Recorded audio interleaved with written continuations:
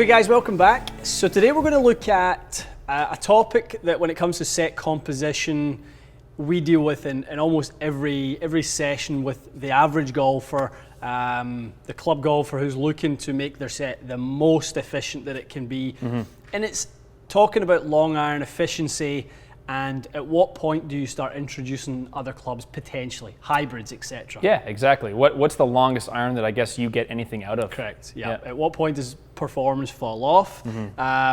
When we're doing gapping sessions especially, and we're spacing out all the clubs, most of you know from having done this or watched us do it with other people, there does become a narrowing of the yardage gaps in the long irons. And that's normally because the speed that the player has is dropped off to the point where they can no longer physically elevate the golf ball with a long iron. Yep. The golf club is kind of not really designed as much to do that. Right. I think we're definitely living in an era now where the iron head is becoming more progressive. Fair. If you look at the way Callaway have made their Maverick lineup, with AI technology, each iron is designed to play as that iron is needed to play. Even even players' irons like P760. Definitely. They're progressive, and that's for a better player's iron. But there's only so far you can take that with an iron, in all honesty. Yes. And really, when you do get into hybrids, it does change the way the ball is going to fly. So we're going to look at that today. Yeah. We're going to look at the 4 and 5 iron versus the 4 and 5 hybrid. This is good because your lofts on your irons, Matty, match the lofts of these G410 hybrids. Right. Okay, so we are looking at it like for like. The lofts will be the same on both. So really all we're doing is establishing what does the head contribute towards the launch characteristics. Exactly. Right? Perfect. And we know we can do so much more with a hybrid. The head construction being hollow bodied, wide bodied, so we can get that CG deep and back. Low CG, as we know, launches the ball high with less spin.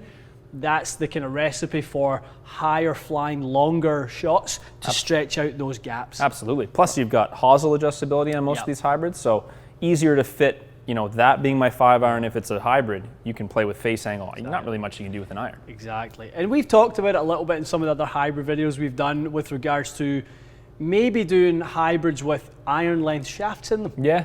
For a lot of people. Shorter, yeah. Yeah, so maybe putting a 3 or a 4 iron shaft in a hybrid rather than having a 3 iron shaft for most people is around 39 inches, 4 iron at 38.5. Well, what if we put those length shafts in hybrid rather than going 40 and 40.5? Right. Where it's harder to hit. Longer clubs off the ground are harder to hit. We know Definitely. that. Absolutely, yeah, making better contact basically, right? Definitely. So let's dive in. What do you have there, 5? I'm going to hit my 5 iron first. Start with that. That work? Okay.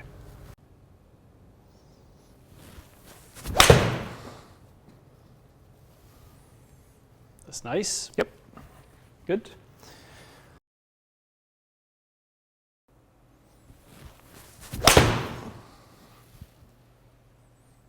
That's a wee bottom groover.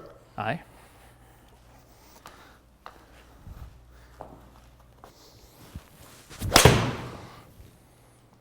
That's good. That's lovely. That's the one. That's lovely. Get those angles out.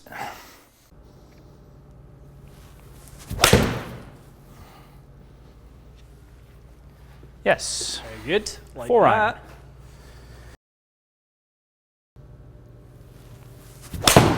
Oh, it's roasted. Smashing. Good.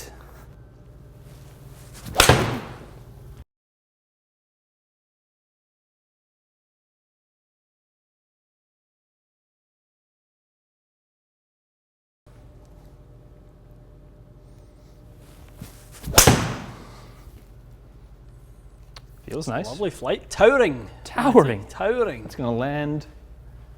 Oh, so soft. That's nice. It's lovely. I'm going to put this on neutral flat for you. That's good. Maybe that's the answer. I mean, it's not bothering me, dude, honestly. Okay. Like, why am I even hitting a 5 iron? What is the point? That's the question people are going to ask themselves. Why am I even bothered? Dude, I'm asking myself, what's the purpose? That's lovely there. Why would you struggle when you don't have to? That's better. So the question is, are you changing to hybrids? Are you Canada's Webb Simpson?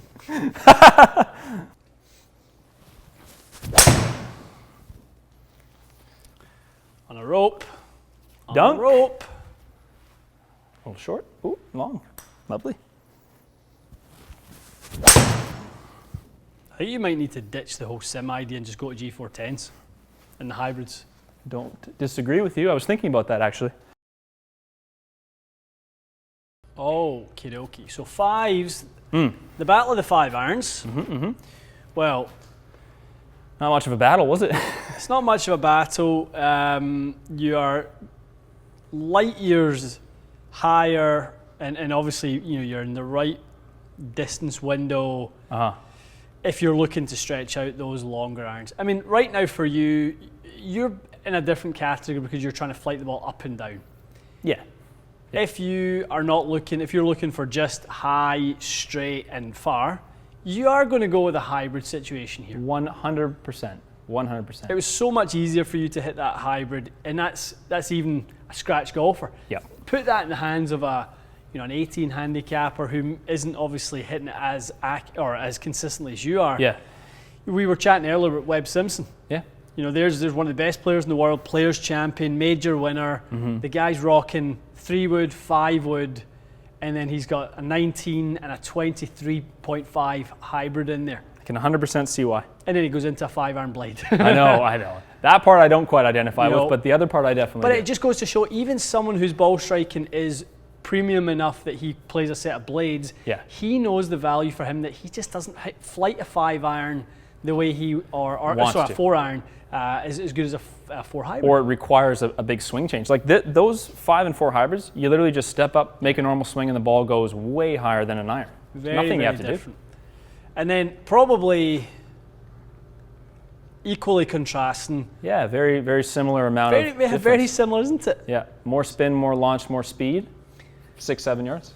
And this is sort of danger zone, because this is starting to me to look a bit like a hybrid in itself. That 13 launch, 3800, looking at it coming in and rolling out quite a lot. It's not out the back of the green. I need to flight that to hold the green, and I'm definitely on the golf course when I have 4-iron and I hit it into a green. I hit a fade. Yeah. I wouldn't trust unless it was really soft. I wouldn't draw a 4-iron because I know just what you've shown here. It doesn't stop that quickly.